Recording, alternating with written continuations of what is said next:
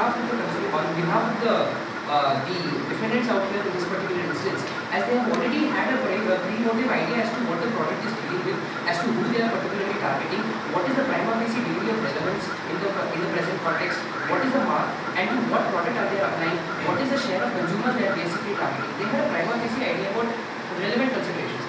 And in spite of that, they have gone on to bring out the product which is infringing our patent and which has also gone on to infringe our patent in this particular instance. Before this honorable bench, my lord, I will also be citing this particular case, Concitex SA versus Kamini Change, wherein, my lord, it has been ruled in favor of the plaintiff again in this particular instance, restraining the defendant from using of the word Genya, which had phonetic similarity with the word Zenga. The court opined that the mark of the defendant was deceptively similar to that of the plaintiff and was likely to cause confusion with some of the trade channels as with respect to the goods. Now, my lord, since we have already established the fact that there is phonetic similarity, now the rest part of the submission is whether there is a deceptive element that is being caused in the minds of the consumer in respect of the trade channels.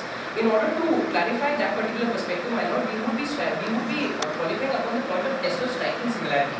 Now, as I have already provided you with the judgment of the Honorable Supreme Court regarding S.K. Krishna Chettiar versus Ambar and Company, they have also laid down the criteria that the test of striking similarity. My lord, if you have a look at the prima facie look of the two words, Zico and Zico, there is a prima facie relevance and resemblance of both the marks. Consumers are bound to get deceived by this particular intention that has been brought forward by the defendants in this particular case.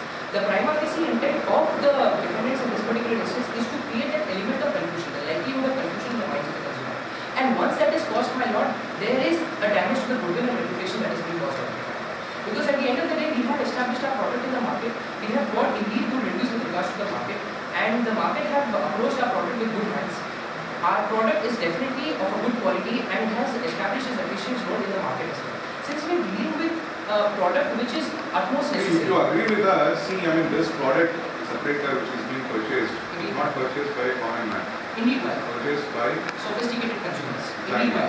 Indeed. So, do you sustain your argument saying that the sophisticated customer cannot differentiate on the phonetic or the process or the product or the quality? Indeed, my lord, the Honorable Supreme Court in that and again not already categorically stated when you are addressing the issue of trademark infringement and when you are claiming for an injunction, the prima facie addressing the issue would have to be coming from an average consumer basis.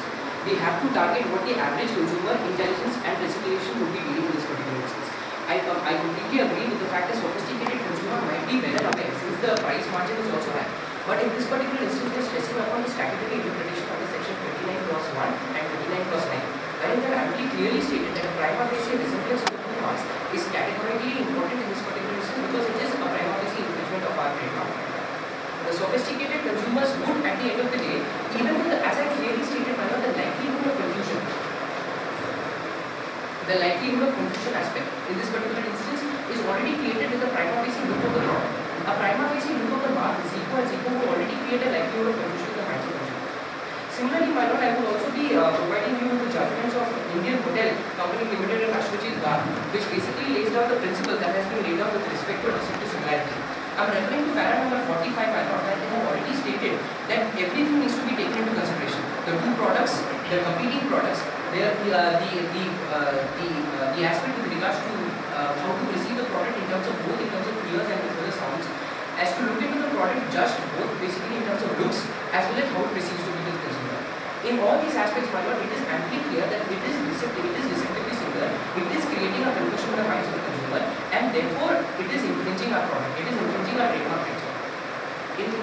If my lord suggests, we would also be providing you with another case, my lord. These are two former cases, one being Cadbury versus Naveen Food Products Limited, and the other one being of Anglo-French Company Limited versus Melco Farms.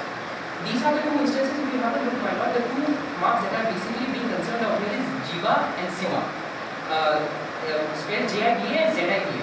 The court humbly stated that it is phonetically similar, it is deceptively similar, and therefore the injunction was granted in Cadbury, in Melco Pharma, Wellplex and this one. And the other one case being, my lord, with respect to Cadbury, the two marks that were being in consideration were Gems and James Bond. Even in that instance, my lord, the injunction was granted because it was phonetically similar with respect to Gems and James Bond. So these are the instances that have been tried to put forward with this honorable bench that this is a clear case of phonetic similarity, this similarity is being lost, and therefore the injunction should be granted under Article 39. issue, my lord, issue number 3, I would be addressing the issue of compulsory licensing, my lord. Now, before this honorable bench, my lord, the learned friends from the defendant sides have already claimed that the claim for compulsory licensing is basically with addressing to the fact that the reasonable requirement of the public is not being met out here. The reasonable affordable price that they have already stated in the fact situation is also not being met, and it is not being worked in the category. It's not being worked in India as well. I would be addressing all these three submissions categorically. In spite of that, I will also be submitting my own submissions with respect to that matter. Firstly, that of being that our client, WB Corporation, do not have the duty to license. It is not obligated upon us. Compulsory licensing is an involuntary agreement which is to be entered upon the advice of the government and also upon the rule of the controller as well. In this particular instance, my lord, it is amply clear that the reasonable requirement of the public is not being met, as they have already stated, is because of the import restriction that has already been put upon us. And in this way, my lord, we are trying our level best to meet and to satisfy the needs of the public through our own procedures. Because at the end of the day, the government has also placed upon us import restrictions. Therefore, my lord, we have already invested significant amount of research and development. The defendants would definitely be aware of the fact that the amount of volume of sales and demand and supply varies from one state to another state and from one country to another. It is by far very important to maintain as to what the government's expectations are. And in this particular instance, there is already an import restriction lying upon our head that you have to supply only tandem quantities. And therefore, my lord, keeping in that restrictions in mind, we are trying our best. We are meeting the requirements of the public. Now, there is only one connotation. They are alleging that 2 lakh only units are being met, the rest of them are not being met. That is a mere allegation that is to be sorted. The scientific data is not to be provided to the public in this particular instance. So, in therefore instance, my lord, we are also claiming that since the significant amount of research and development has already been undertaken, the amount of quality that we are investing upon, say our industry is situated in the country of New Zealand, we have invested significant amount of money in order to establish that particular industry in order to maintain quality. Now, we do not